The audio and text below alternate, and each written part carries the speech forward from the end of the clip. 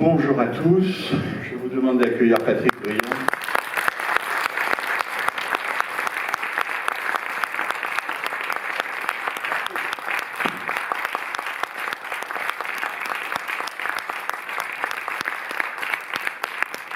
Voilà, heureux de vous voir nombreux pour ce second film de Richard Brooks, commenté et présenté par Patrick Briand.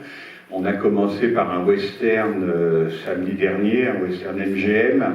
C'était la dernière chasse. Cette fois-ci, ça sera plutôt un film de journalisme, un film de presse et un film noir. Donc, Bal et Masque, ça ne peut pas mieux tomber. Avec Humphrey Bogart, 1952, Fox.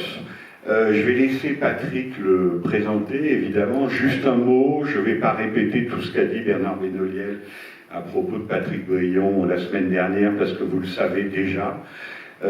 Sinon que nous lui devons collectivement beaucoup, puisqu'il a été et il est toujours ce que Jean-Luc Godard appelle un bon et fidèle serviteur du cinéma, en le diffusant le plus largement possible sur les petits écrans, et de façon encore plus personnelle, ça et c'est aussi un bon et fidèle et loyal serviteur de la Cinémathèque française, puisque Patrick avait investi beaucoup de son temps à une certaine époque en étant membre du conseil d'administration, et surtout, il a fait en sorte que ce qu'on appelle les copies antennes, c'est-à-dire celles que vous avez pu voir diffusées au cinéma de minuit, soient déposées à la Cinémathèque française. Alors je crois que ce n'est pas le cas de celle d'aujourd'hui, mais souvent quand vous voyez des copies 35 mm, souvent de films américains avec un certain sous-titrage, eh bien ce sont les copies que s'était procuré Patrick Briand, qu'il a fait déposer dans cette maison et dont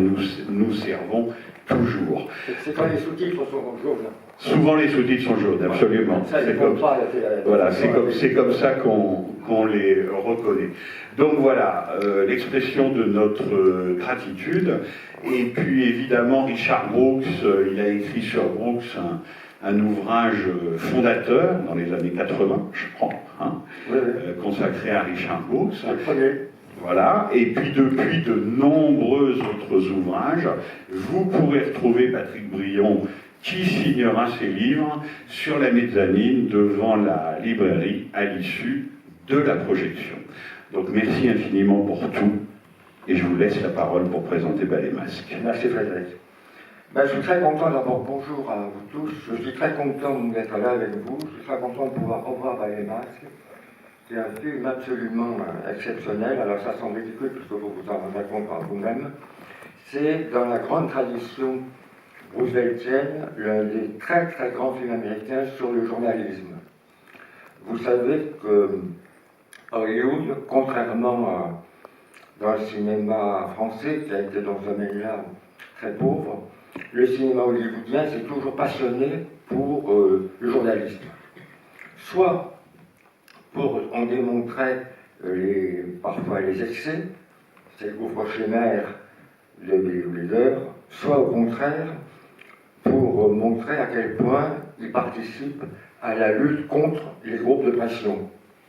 C'est d'ailleurs très intéressant, mais ça on pourra en parler un peu plus tard, de voir qu'en 1952, en pleine chasse aux sorcières, en plein macartisme, alors que certains, très mal informés, croient que le cinéma américain était complètement émasculé par la disparition scandaleuse, d'accord, scandaleuse, de réalisateurs et de scénaristes, l'industrie hollywoodienne a continué à dénoncer les groupes de pression, quels qu'ils soient, le gangstérisme, l'antisémitisme ou le racisme. Et le film, je crois, est particulièrement représentatif de Brooks, qui était un homme exceptionnel, qui était un très très très grand cinéaste, c'est ce qu'il ne faut pas oublier, et qui était un humaniste. Cet humanisme, on va s'en rendre compte ici, et on se rend compte dans cette description d'un journal face au groupe de pression, c'est non seulement donc face au groupe de pression, mais en même temps, on va voir comment vit un journal, comment tout le monde à l'intérieur du journal vit et va lutter ensemble contre ces groupes de pression.